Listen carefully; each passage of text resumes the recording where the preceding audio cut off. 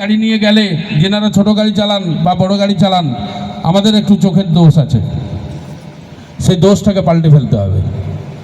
কারণ আপনার বাড়ির মা বোন, আমার বাড়ির মা বোন, এই জিনিসটাকে একটু পরিবর্তন করতে হবে। কারণ আমরা ড্রাইভার সমাজ, আমরা কিছু গুণ পরিবর্তন করতে হবে। যেখানে বাজারে ঘাটে বসে, চটিতে বসে, ধাবাতে বসে আমরা ড্রিঙ্ক করি, সেটা কিন্তু ড্রিঙ্ক নয়, আমরা মদ খাই। ভদ্রলোক যেটা খায় সেটা হচ্ছে ড্রিঙ্ক। তো আমি অনুরোধ করব, নেশা সেবন থেকে দূরে থাকবেন। আপনার শরীর স্বাস্থ্য ভালো থাকবে, আপনি ভালো থাকবেন। যিনাকে আপনি হাত ধরে নিয়ে এসছেন শপথ করে, সেই দিদিভাই কিন্তু ভালো থাকবে, তিনার মানসিকতা ভালো থাকবে, মেন্টালিটি ওনার ভালো থাকবে।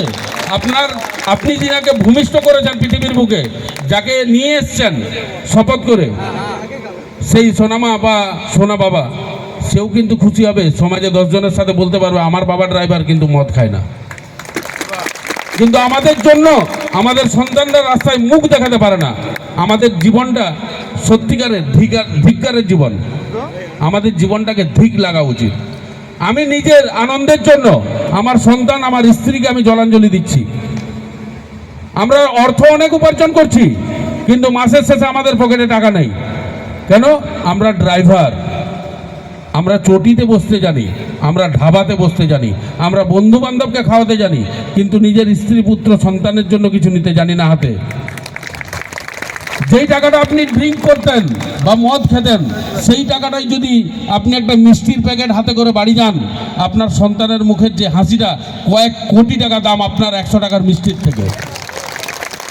তাই আমি অনুরোধ করবো আপনাদের সকলকে করজোড়ে আমার জায়গা থেকে, যে আপনারা নিজের স্বভাব, নিজের আচার, নিজের আচরণ এবং চরিত্রের পরিবর্তন ঘটাবেন, নেশা থেকে দূরে থাকবেন।